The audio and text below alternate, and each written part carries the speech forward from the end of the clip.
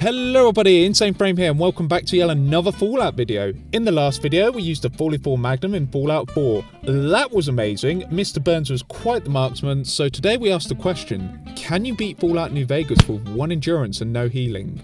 Needless to say, not healing in a Fallout game is pretty brutal, and to make matters worse, our endurance is as low as possible.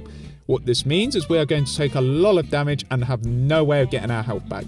Now I think it's possible to beat New Vegas like this, but we will be doing a lot of stealth and sniping.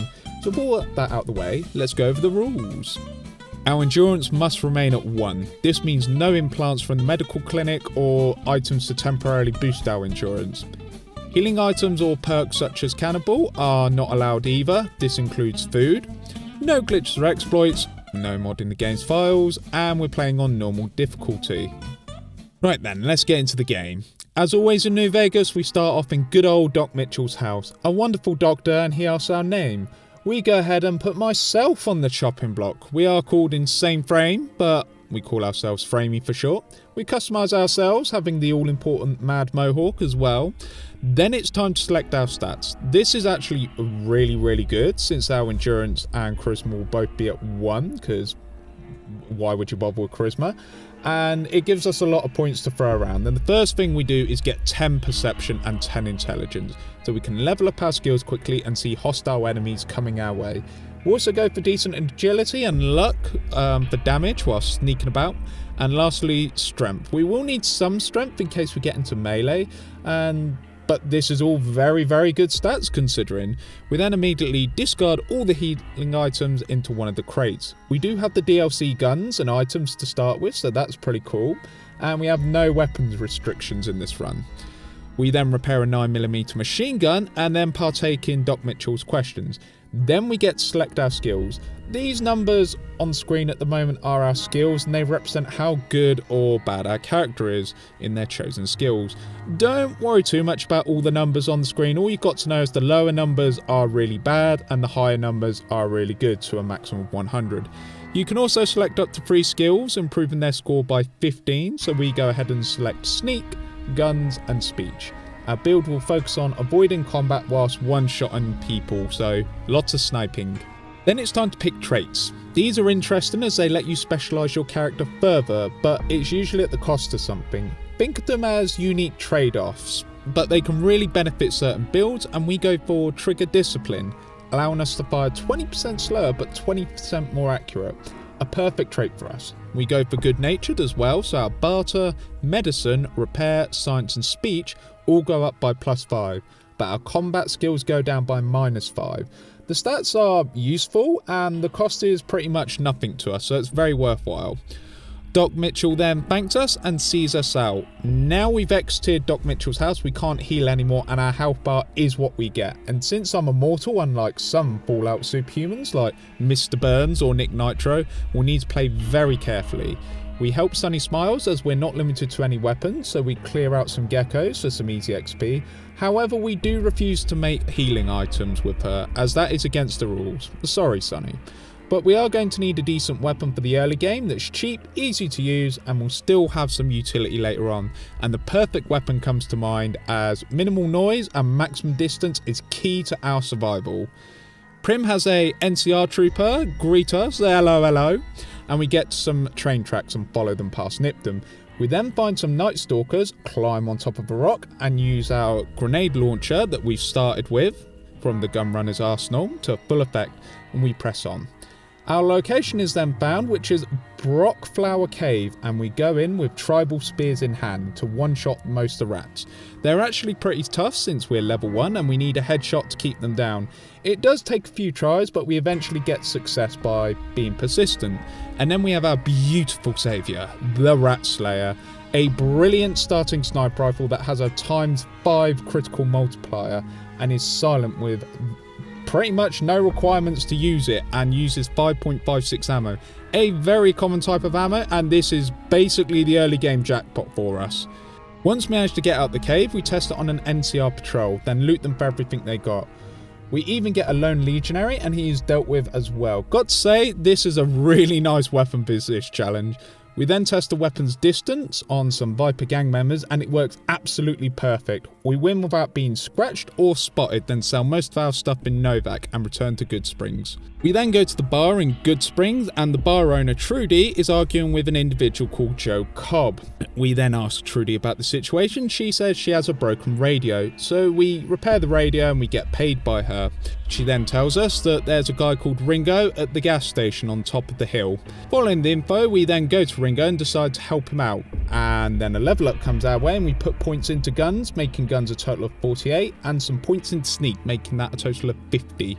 We then get the Educator perk, which is a lot of skill points if you take it very early on, which is exactly why we take it ASAP. We then get Good Springs all set up and we beat back the Powder Gangers, even though the Good Springs folk did most of the heavy lifting, but we loot them and take what we can get. We quickly make a stop at the cemetery and we get a snow globe, which will help much later on. It's then time to head to the NCR correctional facility and take out pretty much everybody, and no one notices because we did it silently and we weren't seen whilst we were sneaking about. Stealth at its best, people. We even get a level up, putting points into guns and sneak once again, and then we go over to the main building and Eddie doesn't realise he's the only powder ganger left in the whole facility, but for good reason that we'll get onto later. Eddie then sends us to Chavez and we pass a speech check and destroy his whole party, as we do. We then get sent to a merchant and wipe out the powder gangers and the merchant again, which was easy. Lastly, it's time to go to Prim and get some information about what the NCR are up to. We kill 2 enemies just outside the casino and we then speak to John Nash and get the info we're looking for. Now for the hard part, as we can take a lot of damage, but we return to Eddie and the alarm goes off. The NCR are now breaching the walls, and since Eddie is the only enemy, they immediately go after the building he's in. We run off and go into one of the towers and 2 NCR troopers fire at us. We take minimal damage, and considering, it works like a charm as we take their ammo ready for the main force. We sneak into the main building and every NCR soldier is focused on Eddie. We take a couple out and sneak upstairs after them. And we hole up in an office, taking the remaining forces out, and my god, that was stressful. But now we have all the 5.56 ammo we need and take all the service rifles as loot, so the early game is sorted with all of our caps and ammo. That was quite stressful, but my word, has it paid off. It's time to go back to Prim and go save Deputy Beagle. So we stealthily take out the personnel and save Deputy Beagle. We then have to enforce law in Prim as Deputy Beagle isn't up to the task. So we go talk to Lieutenant Haynes and he says he needs 1 additional squad. We then go to the NCR outpost and we sell all the service rifles and stuff to Lacey, so we're good on caps. Then it's time to see the man we're looking for, Major Knight. We use our barter skill to get a unit deployed in Prim under Lieutenant Haynes, all in a day's work. Whilst we're here as well, we get a couple of quests in the form of Ranger Jackson and Ranger Ghost needing some errand. We just need to clear a road and check on Nipton, easy peasy. After we clear the road, we go ahead and go on our way to Nipton and shoot some ants. We also level up, raising our gun skill massively, and we go ahead and shoot the lottery ticket guy. We make an example of the Legion by taking them out and then loot their bodies. Once the quests are completed, we also shoot Ranger Ghost for her weapon as she is no longer needed, and then we do the same with Ranger Jackson. Shh, don't tell anybody, we're just looting them. Haynes gets his wish for a squad, NCR are now holding Prim's law. We still need a couple of level ups, so we'll need to get some XP, but all is well so far. So we journey to Novak and we find Ranger Andy. We also pick a safe for a quest and level up to level 8 and round our sneak skill to 70. We then get the commando perk, allowing rifles and similar two-handed guns to get increased accuracy in VATS. We then help Boone track his wife's killer by getting someone shot, which is lovely. We successfully then go to Ranger Base Charlie and we disarm a couple of mines and disarm the tripwire with great care, and then let Ranger Andy know what happened for some easy experience. With a couple of quests done, we head to Trading Post 188 and get a anti-material rifle mod, which is the gun we're after. We then grind some XP by taking out some Fiend gang members and we level up to level 9. And we put all of our points into barter and then take out some lost powder gangers. Although through the shootout we do take some damage, which is not good at all. The gunrunner shop is then in view, but I do believe we need to be level 11 before we can purchase a anti-material rifle. So all we need to do at this point is to partake in the main storyline. So we go straight to the Lucky 38 casino and greet Mr. House. Mr. House states he wants Benny taken care of, and we get offered a decent amount of caps for it. So we go for it. We also go to the cocktail lounge and swipe the snow globe and turn both in for a cool 4,000 caps. Nice. Then we go to the Tops Casino and find Benny, and we hit level 10, and since we hit level 10 we can get the Here and Now perk, granting us another level. We put most of our points into bathroom repair, and then it's time to get our weapon, the anti-material rifle. We also buy a suppressor for it so it makes less noise, not that that's really going to make a difference, but it's our new best friend. After getting our rifle, we then go to Mr. Holdout and purchase a Silent 22 pistol before we go in, just in case. Once in the Tops, we go to the 13th floor, using our Silence 22, and we down 2 guards and VATs. Then we move on to thinning the numbers throughout the casino, and to my surprise, the 22 actually does its job. We even sell some of the looted guns and weapons to the barman. Pretty sure he should be calling security about that, but he's cool, I guess. We then talk to Swanks at the front desk, Benny's second in command, and he's actually a pretty cool guy and lets us keep our weapons in the casino, which is awesome. And I kind of feel bad eliminating half his staff. He even lets us search Benny's room and gives us the key for it. Naturally, we go through Benny's room and we find Yes Man, who reveals all of Benny's plan because he can't say no. Then we test out our new rifle on him, as we're going to side with Mr. House. Since we got our new rifle, we then test it out again, but this time on Benny's bodyguard. Seems decent. Once we confront Benny, he seems very delusional, as he says his bodyguards and security will deal with us. Right, sure Benny. We then make Benny do a backflip, and he scores a lovely 10 out of 10. Well done, Benny, well done. Once the talent show is over, we level up, getting guns and sneak with our skill points. Then add the sniper perk so we can hit things in VATs easier with sniper rifles. Very useful. Then we get the Legion Envoy extending an invitation, which is fair enough, but we don't like him. The Lucky 38 awaits, and we give Mr. House the Platinum chip. He then shows us the upgraded Securitrons, the Mark IIs in the basement, and all the Securitrons throughout New Vegas are now upgraded. Mr. House then wants us to infiltrate the Legion's camp, which is what our build specialises in. So let's give this a try. Now after a slight problem, as after arriving at Legion's camp, we get healed, which is actually against the rules. So we reload and it's apparent we can't side with Mr. House.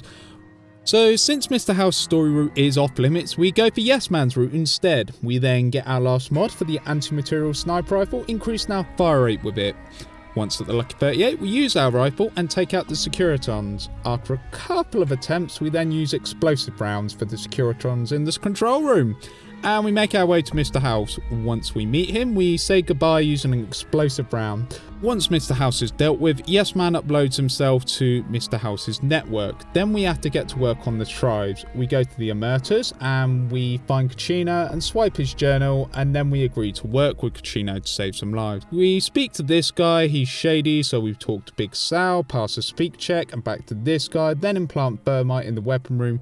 Detonate it, Kachina is happy, and then we would deal with the Emerters boss. So the Emerters are checked off. The White Glove Society are next up. We then find a rancher in the main lobby who wants to find his son. We speak to some staff, and then Mortimer, who sends us to the previous investigator's room. We then get ambushed, but they didn't want us having a sawn-off shotgun, which is a holdout weapon.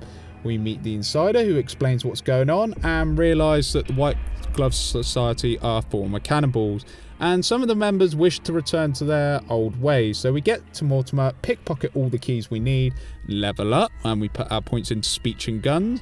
The perk we select is Light Step, so we'll never set off floor-based traps, which is amazing. Anyway, we make our way to the kitchen using our disguise. We see 2 flamers, and we silently take one of their members out with the 22 pistol, and the second very loudly with a shotgun, as you do.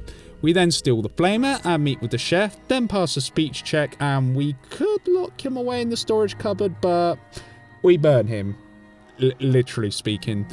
Once we cook the chef, we free Ted's from the freezer and get him back to his father and convince his father to make Mortimer pay for what he's done. All checked off the list, which is most excellent. Now for the boomers. This is the most terrifying part of the run, as we have to avoid the artillery bombardment. It takes a dozen of attempts, but we do get a perfect run as we get the timing spot on. Not gonna argue, I'm gonna take what we can get. We then get escorted to Pearl, who is a nice enough lady, and we then help out around the boomers base. We hear the story of the boomers, we find a snow globe in there, which is cool, and then we go repair the solar panels and deal with the ant problem with our rat slayer. We level up as well and we get up to 95 guns and 90 sneak, which is almost a maximum now. It's then time to talk to Pearl, who says we need to talk to Loyal. Loyal then says about the lady in the water, which is a bomber. We talk to Jack, get a pressure cooker so we can now breathe underwater, which is absolutely marvellous. Look at us, we look so beautiful. Oh yes. After a bit of swimming, we attach some devices to the wings of the bomber and then we go to shore and use Loyal's device. We report back to Loyal, he's ecstatic, and then we go to Pearl, who's also happy, and she agrees to help us at Hoover Dam. Pearl, you are a wonderful lady, and now you have a bomber. Congratulations. We then find this cute doggo, probably a follower of dog meat, since he is a good doggo. Anyway, we go to the next faction, which is the Brotherhood of Steel Bunker, and then meet up with their security. It's probably best to cooperate with these guys, so we get stripped down to our underwear and then speak to Elder McNamara. We're tasked with dealing with a ranger and get to it as we have an explosive collar on us. We talk to the ranger and then terminate him. Elder McNamara says we handled the situation perfectly. Glad to be of service, Elder. He then takes our explosive collar off. We're then tasked with finding 3 holotapes, which is easy enough. We then report back, and then we're tasked by the Elder to find his 3 scouts, which is pretty much the exact same thing as the holotapes. We then say that the bears are hunting, and that Elder McNamara demands a report to all 3 of the scouts. Very, very simple. Lastly, we're then tasked with getting 3 components from 3 different vaults. It's not too difficult, we apply the stealth, and it's very simple. Upon reporting back, Elder McNamara is delighted and lifts the lockdown, and we're now good with the Brotherhood, which is most excellent. Now it's on to the last faction, and unfortunately we can't complete the Great Khan's quest line as we need to head to the Legion's fortress, and that will heal us, so very sorry Great Khans. We report back to Yes Man and check off each of the tribes, and then Yes Man lets us know that President Kimball is on his way and has a high chance of being assassinated by the Legion, so thank you, Yes Man. Ranger Grant then allows us to protect the President without any background checks on us. Okay, love that you trust us. Anyway, we wait around and then it's time for action. We actually solved this in a way that I've not actually solved it before. Since we forgot the mechanic uniform, we actually kill the Legion, who is posing as the engineer, take his uniform, go and disarm the bomb, and then because a hostile action was taken, President Kimball retreats? Well, a success is a success, and that's how we solve it. Very strange, but that's how we do it. Anyway, we did our job and the President is alive, and it's time for the power plant next. And our Rat Slayer comes into its own, taking out the patrols, and once we head inside, it takes a couple of attempts, but we managed to unalive all 4 of the guards without them being alerted to us, and then override the power plant, giving us the edge. Although we're not enemies with the NCR, which is very, very good. Yes Man then says President Kimball survived, and now we have to neutralise Hoover Dam. We get the prompt and we're certainly ready, so let's do this. Once deployed on Hoover Dam, however, we get bullied here, and this is a problem. So we see the nearest enemy and take damage on purpose and lose enough health so we're on a slightly lower amount than before. This is to make sure we don't fudge the run, and it evens the odds and gets us back on track. We take out the Legion forces with our secret weapon, our anti-material rifle explosive rounds, courtesy of Gunrunner's DLC. Nick Nitro approves by sending a bomber filled with boomers, which is hands down the coolest thing in the Fallout franchise ever. Equipping our Rat Slayer, we take the heavy NCR troopers out, then upload Yes Man to the console in the control room. We kill 2 NCR troopers without alerting anyone and overload the power plant, and use our anti-material rifle to deal with the pair of Legion soldiers ambushing us. We then kill the QM and take his uniform, disguising ourselves as NCR. We walk past an NCR soldier and take out a couple of Legion soldiers. We make it back up the stairs and onto the bridge with our explosive ammo, which is excellent against the Centurions. They do a small amount of damage against us, but our Securitrons clear the way no problem at all. Now it's time for the finale, which is the Leggett's camp. The Praetorians are probably the easiest enemies, as they have to melee us, but since we have the range, they get one-shotted without even knowing we're here. We also level up all it's worth, put all points into repair, and go for rapid reload. Anyway, we take out both guard tower personnel, and we finish any Praetorians in the main camp. We then lay mines around the entrance, where General Oliver is going to arrive to see if it damages all of his forces. And as for the Leggett, we snipe him. It's kind of anticlimactic, but hey, you got to do what you got to do to win. We also snipe his Praetorians, who are now gone as well. Then when General Oliver appears, the mines instantly KO us. Not a good plan.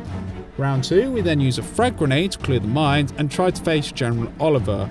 We do this a few times, but it doesn't really work as our health is simply too low. But we do have a backup plan. We have 100 speech, and we manage to bluff our way and intimidate General Oliver, and then we order Yes Man to throw General Oliver off the dam. Enjoy!